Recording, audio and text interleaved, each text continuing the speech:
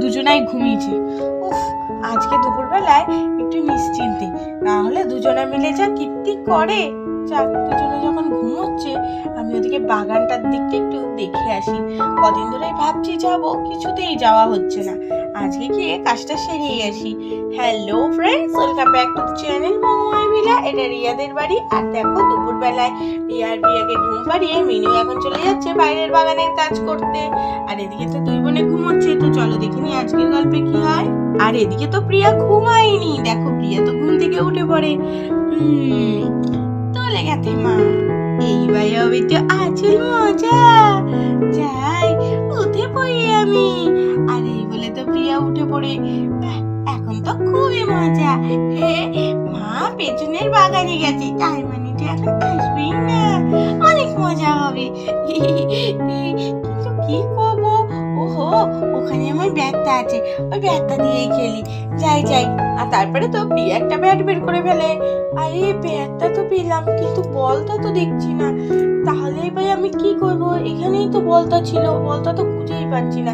নিশ্চয়ই এটা দিদির কাছে। হ্যাঁ, দিদি তো আমি খেলতে যাতে না পারি সেই জন্য লুকিয়ে রেখেছে। বলটা থাকলে তো একা একা এই ব্যাটটা বলটা দিয়ে খেলতে পারতাম। বদমাইশ মেয়ে। সেদিনকে তুই আমার সাথে একটা দুষ্টুমি করেছিলি, আমার মনে আছে। মাকে দিয়ে আমাকে বকা খাইছিলি না তুই? আজকে তোর বদলা আমি তো নেবই নেব। কিন্তু কি করবো? একটা কাজ করবো, ওই বইপত্রগুলো গিয়ে সব ছিঁড়ে দেবো। না, বই ছিঁড়লে মাও খুব বকা দেবে। বই ছিঁড়ে তো ভালো না, ও যদি আমার বইগুলো ছিঁড়ে দেয়। না না বাবা। আরে, এই তো এখানে তো একটা কাঁচিও পড়ে আছে। আইডিয়া, এই ব্যাট এখানে থাক, আমার দরকার নেই। এই কাঁচিটা নিয়ে নি। কি বন্ধুরা, তোমরা কি বুঝতে পারছো আমি এখন কি করতে যাচ্ছি? যাই, এইবার আমি তোর মজা দেখাবো। ঘুমাচ্ছিস না তুই? ঘুমা ঘুমা। আর আমি যতক্ষণ তোর সব চুলগুলো কেটে তোকে নেরু বানিয়ে দিই। নেরু, তারপরে দেখবো তুই কি করে খেলতে যাস। আমাকে না নিয়েই তোর খেলা বের করে দেবো। বন্ধুদের পেলে আমাকে ভুলেই যাস যে আমিও তোর বোন, আমারও একটু খেলতে ইচ্ছা করে, আমাকেও খেলতে নিতে হয়। এইসব তোর মনেই থাকে না। তারপরে প্রিয়া তো আস্তে আস্তে রিয়া সব চুল কেটে দেয়।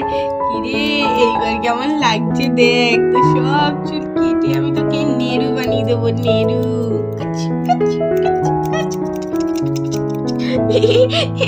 দেখবি কেমন লাগে? আমি একটু দেখবো তুই এবার খেলতে পেরেছি কি করে। তোর সব চুল আমি কেটে দিয়েছি। বাবা রে, দিদিমাটার কত চুল! ও, কেটেই যাচ্ছে। ছেড়েছি যেন হচ্ছে না। যাক বাবা, চুলগুলো তো কাটা হয়ে গেছে। আমার বদলা নেওয়া হয়ে গেছে কমপ্লিট। অনেক মজা হচ্ছে আমার। আমিও দেখতে চাই তুই ঘুম থেকে উঠে কি করিস। কিন্তু এখন আর এখানে থাকা যাবে না। এই কাঁচিটা যেখানে ছিল বাবা সেখানে রেখে দিই। এই তো এইখানটাই ছিল, তাড়াতাড়ি করে রেখে দিই। দিদি যদি আবার ঘুম থেকে উঠে পড়ে, ওলে বাবা লে। কিন্তু ঘুম থেকে ওঠার পরে আমি এখানে না থাকলেও দিদি তো আমাকেই সন্দেহ করবে। ভাববে আমিই চুলটা কেটেছি।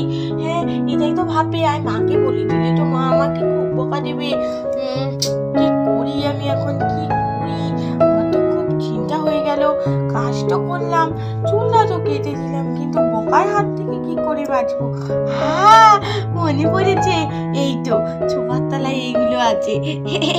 বের করি। আমার কিচেনটার বুদ্ধি পেয়ে গেছি আমি। ওই বকা খাওয়ার হাত থেকে বাঁচার উপায়। এই টিকটিকি তরকারি দিয়ে দিই। আর আমিও পাশে ঘুমিয়ে থাকার অভিনয় করি। তারপরে বলবো টিকটিকিতে সব চুল খেয়ে নিয়েছে।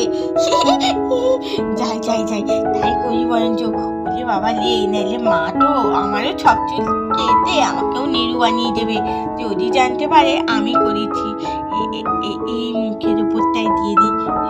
এইখানটাই থাক। পড়ে যাচ্ছিস কেন? আবার দিদি উঠতে পড়বে। এই তো বসেছে। এইবার আমি এই পাশে ঘুরে ঘুমিয়ে পড়ি। বাবা রে, দেখলে পরে আমাকে যা বকা দেবে। আর এই বলে তো প্রিয়া আবার ঘুমানোর অভিনয় শুরু করে দেয়।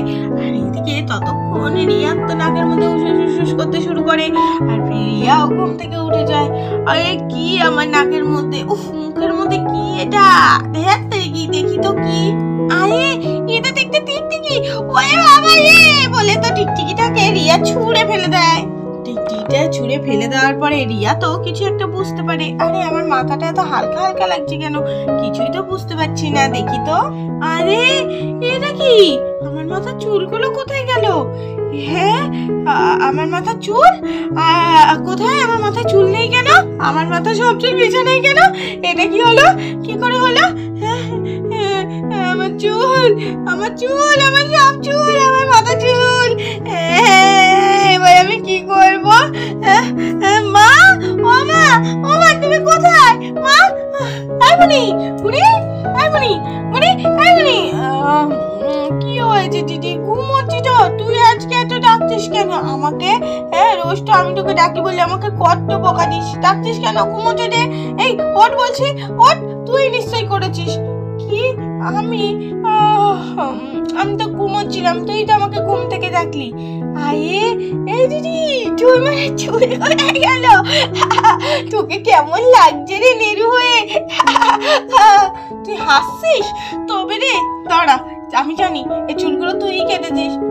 আমি তো ঘুম থেকে উঠলাম, তাই তুই আমাকে কেন বকছিস? যা মাকে বলবি গিয়ে, আমি কিছু করিনি। মাকে এলে আমি মাকেও বলে দেবো। আচ্ছা তাই নাকি? ঠিক আছে, আমি এক্ষুনি মাকে ডাকছি। মা, ও মা, মা শোনো না, দেখো আমার মাথাটার কি অবস্থা করেছে বুনি।